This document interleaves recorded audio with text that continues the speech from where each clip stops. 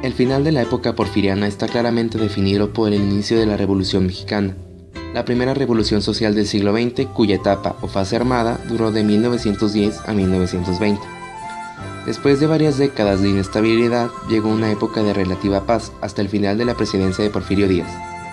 Su mandato se caracterizó por un crecimiento económico gracias a la inversión extranjera, la realización de obras públicas y el desarrollo de la industria en ciertas regiones, pero también por el uso de la fuerza para doblegar a la oposición y una muy desigual distribución de la riqueza. La revolución empezó como una rebelión en contra de la dictadura de Porfirio Díaz, que ya tenía más de 30 años en el poder. El movimiento fue liderado por el intelectual y teorista político Francisco I. Madero, que con su lema, sufragio efectivo, no reelección, cristalizó el descontento alrededor del país en contra del dictador Díaz. Esta fase terminó con el exilio de Díaz y el triunfo de Madero en las elecciones democráticas de 1911. Porfirio Díaz muere el 2 de julio de 1915 en la ciudad de París. La toma de Ciudad Juárez fue una batalla entre los revolucionarios mexicanos que apoyaban a Francisco I. Madero y las fuerzas federales leales al presidente Porfirio Díaz. Ocurrió en Ciudad Juárez, Chihuahua, del 8 al 10 de mayo de 1911. Porfirio Díaz, militar destacado en campañas durante su periodo activo, había alcanzado la presidencia en 1876, luego de participar en algunas elecciones previas. Su bandera era el antirreeleccionismo. Sin embargo, una vez que asume el poder, comienza a postularse elección tras elección. Esto va creando un clima de descontento que se va agudizando cada vez más. En 1910, cuando se presenta y gana la presidencia por 10ª vez, la situación es insostenible. La toma de Ciudad Juárez es el acontecimiento címero de los eventos que comienzan con la promulgación del Plan de San Luis Potosí, el 5 de octubre de 1910. Este acto se considera como el inicio de la Revolución Mexicana.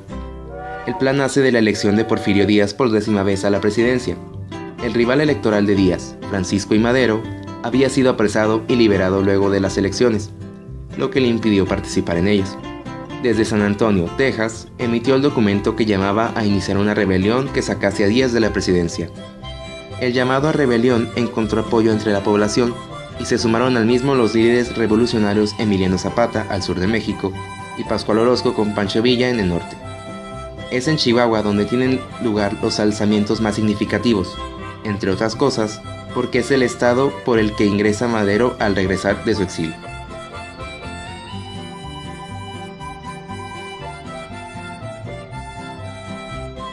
Francisco I. Madero, candidato presidencial en 1910, es encarcelado por el gobierno de Porfirio Díaz.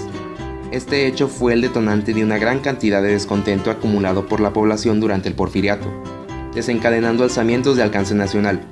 La posterior liberación de Madero permitió que proclamara el Plan de San Luis Potosí, ganando la adhesión de líderes campesinos como Emiliano Zapata y Pascual Orozco, y dando inicio a la Revolución Mexicana. La presión de los alzamientos condujo posteriormente a la renuncia de Porfirio Díaz en 1910 y a las elecciones donde Madero resultó presidente.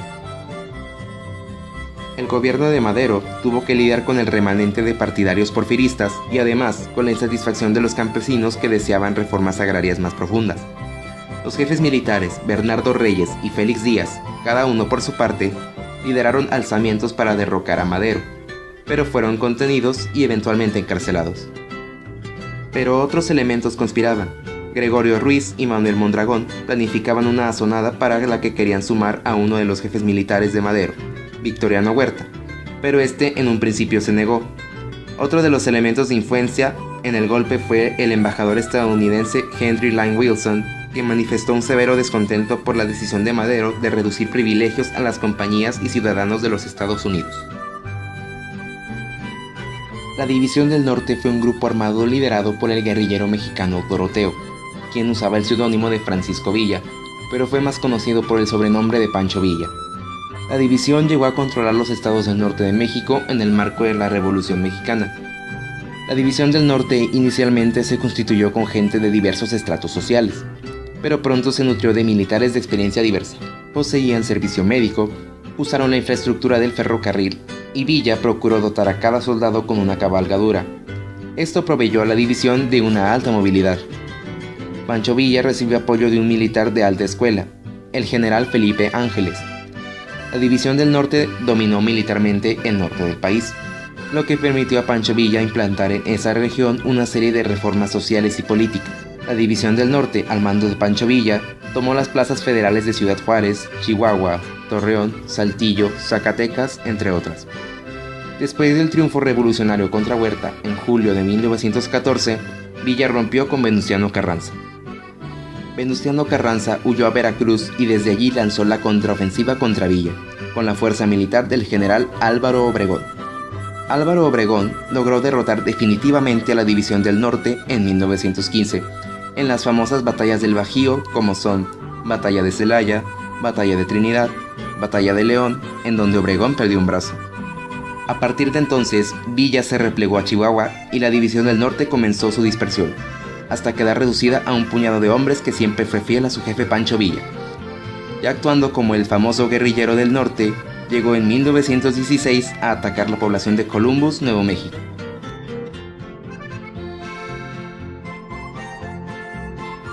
Las diferentes facciones o grupos difícilmente coincidían en sus puntos de vista.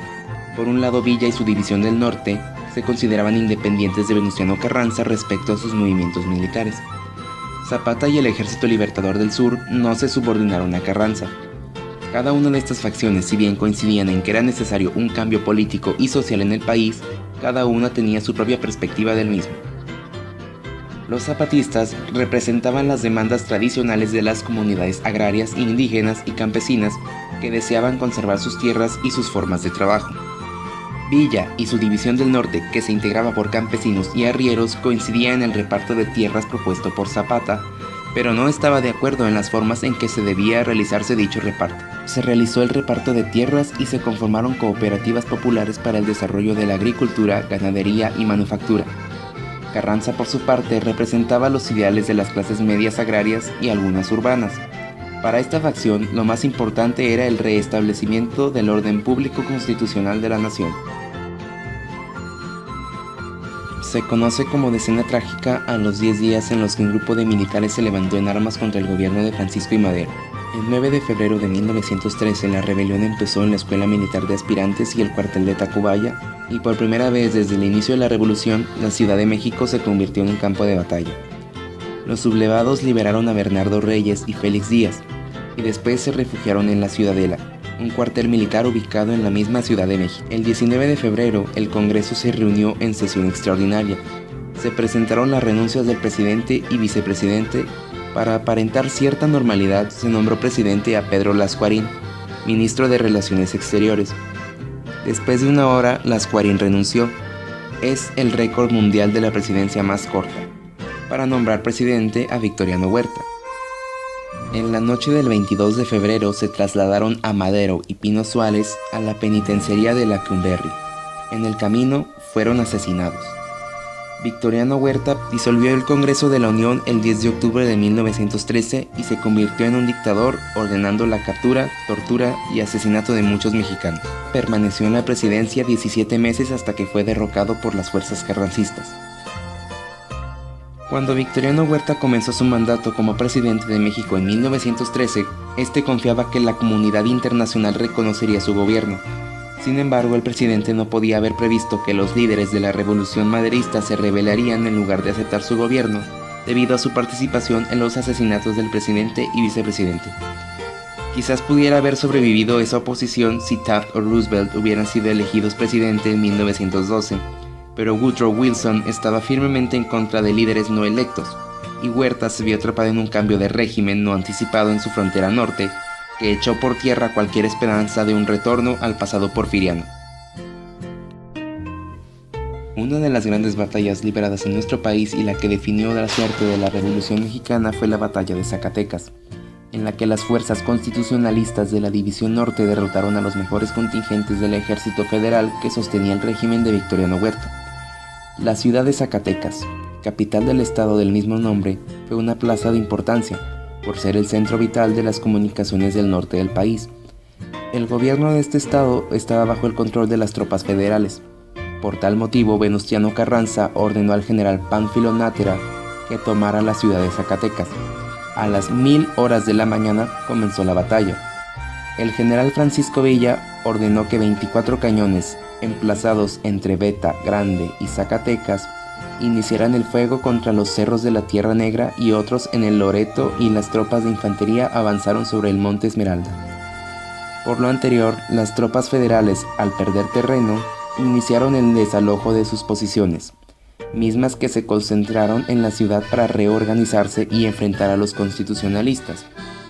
Con esto, el general Francisco Villa ordenó que las tropas de reserva atacaran el resto del ejército federal, consumándose la derrota total de las tropas antes citadas.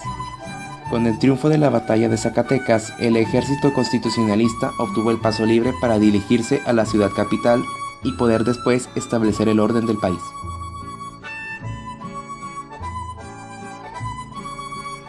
La batalla de Celaya es el nombre de una serie de encuentros militares decisivos para la Revolución Mexicana, entre la División del Norte encabezada por Francisco Villa contra las tropas constitucionalistas al mando del general Álvaro Obregón, que tuvieron lugar del 6 al 15 de abril de 1915 en las inmediaciones de Celaya, Guanajuato. Villa concentró su ejército en Irapuato y Obregón el suyo en Celaya, desde donde planeó su estrategia para esperar al impulsivo Villa.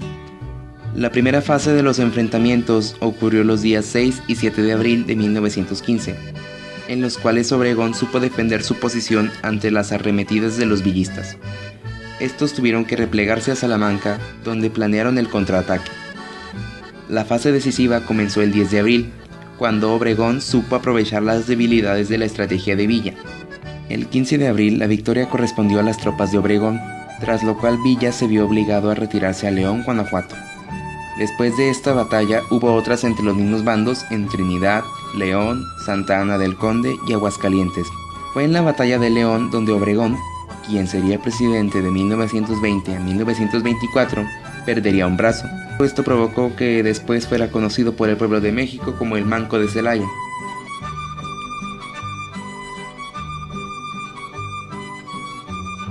Uno de los objetivos principales de la convención era unificar a las facciones revolucionarias antagónicas, lo cual no se cumplió en su totalidad. Otro fue precisar los fines y alcances de la revolución, y con ello construir las bases de una convivencia social progresista.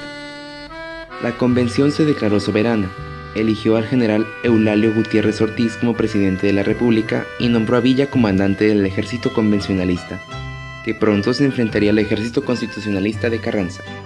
Villa y Zapata entraron a la Ciudad de México el 6 de diciembre, con un ejército de 60,000 hombres, mientras Carranza y sus seguidores se trasladaban a Veracruz.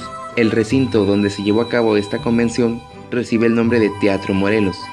Está ubicado en el centro histórico de Aguascalientes y en su última planta existe un museo con fotos originales tomadas el día de la convención.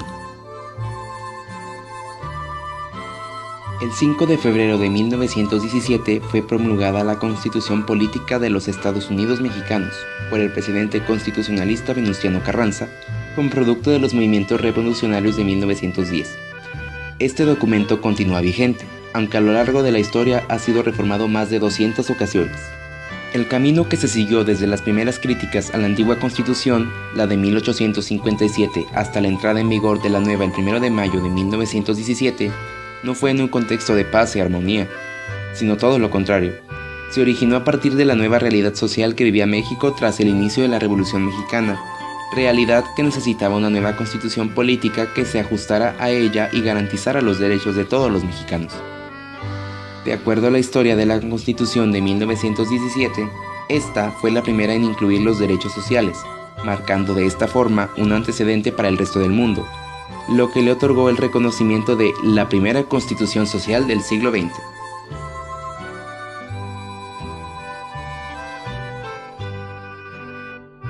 Fue en 1919 cuando Zapata fue emboscado, tras ser engañado por Jesús Guajardo, para después ser acribillado por cientos de balas al mismo tiempo. Carranza inició su carrera política en el año de 1877 tras ser electo como presidente municipal de Cuatro Ciénegas. Carranza murió la madrugada del 21 de mayo de 1920 tras ser asesinado a traición por el general Rodolfo Herrera en Tlaxcaltongo, Puebla. El 20 de julio de 1923, en la ciudad de Hidalgo de Parral, Chihuahua, mientras se dirigía a una reunión manejando en su automóvil Dodge, fue emboscado y asesinado a balazos el general Francisco Villa. Fue un magnicidio perpetrado por José de León Toral en el restaurante La Bombilla, ubicado en el barrio de San Ángel de la Ciudad de México el 17 de julio de 1928 a las 2:20 de la tarde. La víctima fue el presidente electo de México, el general Álvaro Obregón Salido, quien iba a empezar su segundo mandato sobre el país. La Revolución Mexicana es uno de los acontecimientos más importantes en México, puesto que cambió radicalmente la nación mexicana, ya que modificó varios aspectos como la economía, la política, la industria, la religión y la sociedad en general. La importancia de este evento radica en que fue punto clave para la reorganización política, pues ayudó al derrocamiento de Díaz, momento cúspide en la historia mexicana. Una vez hecho esto, varios personajes surgieron a la luz, y cada uno, ya sea de una manera poco ortodoxa, intentó cambiar para bien a la nación. Aunque no podemos pasar por alto que la Revolución Mexicana fue el movimiento social de mayor envergadura en el mundo latinoamericano, y uno de los más importantes del mundo occidental por su magnitud y violencia. Sin embargo, estos eventos merecen ser recordados con el paso de los años, ya que si ninguno hubiera pasado, quizás México no sería la nación que al día de hoy es.